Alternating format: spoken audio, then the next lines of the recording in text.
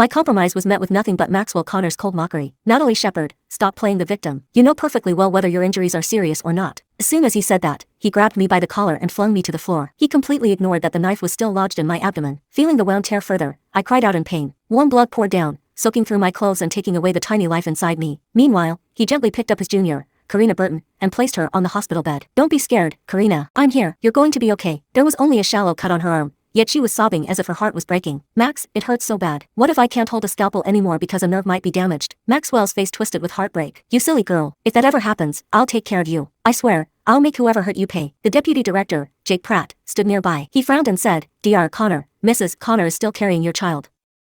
The stab wound is quite deep. If we don't save her now, you might lose both her and the baby. Maxwell cast a disgusted glance at me. She's just faking it. She must have stuffed cotton and blood bags under her clothes. She's been scheming with that attacker to put on a show to deceive me. How could I possibly fall for it? The doctors around us stared in shock. None of them could believe those words came from the mouth of a hospital director, the man who had been my husband for 7 years. Maxwell sneered and kicked me in the stomach twice. Natalie, you're quite cunning, aren't you? You even bribed the doctors in my hospital. Women from the impoverished countryside are indeed ruthless. You'd stoop this low just to win my affection. I never should have listened to Grandma and married you. Hearing this, I instinctively looked toward Karina on the hospital bed. Sure enough, I caught the smug glint in her eyes. Earlier, when the attacker had lunged at us with a knife, she whispered, Natalie, do you dare to make a bet? Max only cares about me.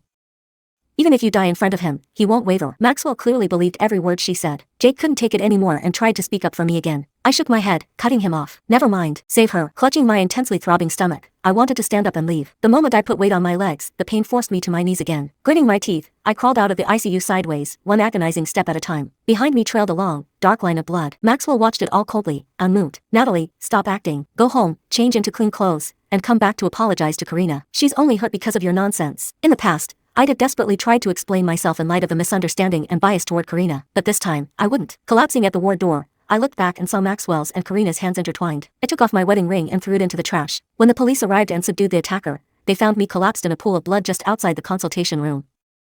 One officer shouted in panic, Where's the doctor? Pregnant woman is bleeding out here. Why isn't anyone helping her? At that moment, I was freezing cold and teetering on the edge of death. Hearing the commotion, Maxwell stepped out of the room and declared self-righteously, Officer, don't bother with her. She's just faking it to gain sympathy. Otherwise, why would she collapse just in front of me? The police officer's eyes widened in disbelief, as if looking at an idiot. I'm a professional detective. She's bleeding greatly. Do you really think I can't tell the difference between real blood and fake blood? His voice was loud. More people started gathering in the corridor. Maxwell hated being the center of gossip. He lifted his foot and kicked my stomach, which had long since gone numb from pain. Natalie, the police are here. Aren't you embarrassed? How long are you going to keep up this act? I had no strength left from the blood loss, but the moment someone touched my stomach, I instinctively wrapped my arms around it to protect it. In my blurred consciousness, I could no longer remember that I'd taken that knife for Karina, and the baby was surely already gone. I slumped to one side and fell to the ground. Someone helped me up, covering their mouth in disbelief. Oh my, isn't this Dr. Shepard? Someone help her. Dr. Conner, she's your wife. Maxwell remained unmoved and scoffed. Natalie, you've hired quite a few extras, haven't you? Do you think you can waste the Conner family's money just like that? Leaning against the cold wall, I closed my eyes in despair. Did Maxwell even realize that our baby was gone? If I survived this, I'd never want to see him again in this lifetime. The police kept urging him to save me, but Maxwell continued to refuse. He even mocked the police, saying I'd bribed them too. Infuriated, the officer pulled out his phone to call another hospital for an ambulance. Just then, Karina walked out. Natalie, you're wasting medical resources and police manpower. Aren't you even a little ashamed? Just get up. I won't hold you responsible anymore. Maxwell's gaze softened with affection. Karina, you're still too kind. You don't need to reason with someone like her. Then his face darkened as he barked an order. Security, drag this troublemaker to the storage room. No one opens that door without my permission. The officer was shocked. You can't do that. That's illegal detention. Maxwell didn't care. She's my wife. How is it detention? She's gotten too out of hand. It's time she learned a lesson. At his command, 2 security guards came over and roughly yanked me up. The pain from the gaping wound made me scream. That was when Molly Kent, my best friend, rushed in after getting the police call. The moment she saw the knife stuck in my abdomen, tears instantly streamed down her face. Maxwell, are you out of your damn mind? You're just going to watch her die. Are you trying to kill her? Molly was also a doctor and worked at a different hospital. After quickly assessing my condition, she immediately signaled others to lift me onto a gurney. As I finally let out a sigh of relief, Maxwell blocked our path again. You're not taking her anywhere.